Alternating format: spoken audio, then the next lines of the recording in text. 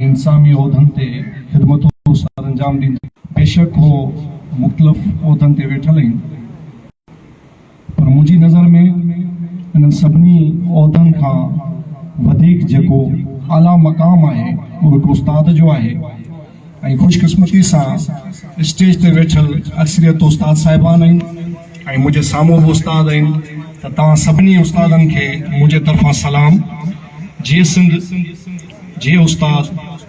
जीअं असांजी सिंधी ॿोली। सभ खां पहिरीं पेटे ज़िले ठटे जी चूंडियल पार्टी जे ज़िले सदर साईं मोहम्मद शरीफ़ टुनियो,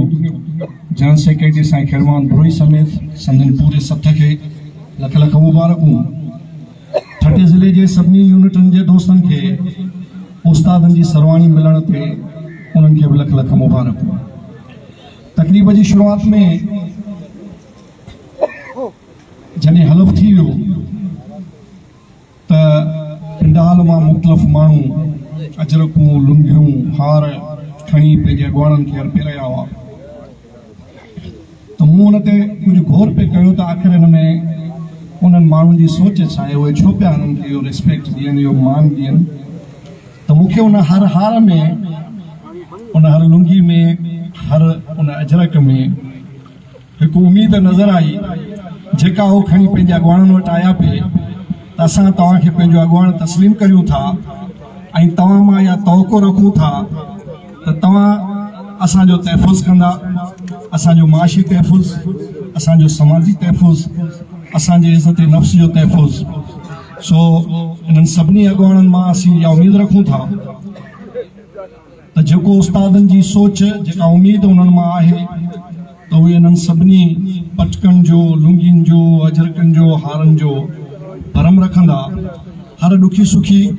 पंहिंजे इन उस्तादनि सां गॾु बीहंदा ऐं पंहिंजे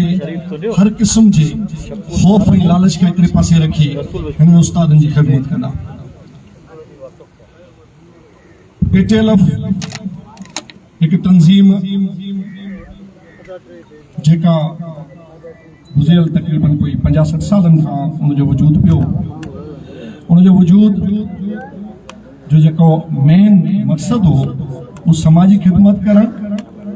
ऐं सिंधी ॿोली जी ख़िदमत करणु, स्कूलनि जी ख़िदमत करणु, शागिर्दनि जी ख़िदमत करणु, तइलीम जी ख़िदमत करणु। बदकिस्मती सां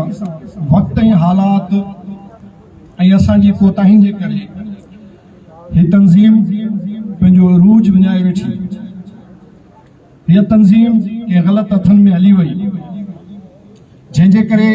अॼु पूरी सिंध जो प्राइमरी उस्ताद सफ़र करे पियो, हुनजे मसइलनि जो को हल न पियो थिए। हिकु दफ़ो वरी असां सभिनी खे उस्तादनि इहो मौक़ो ॾिनो आहे,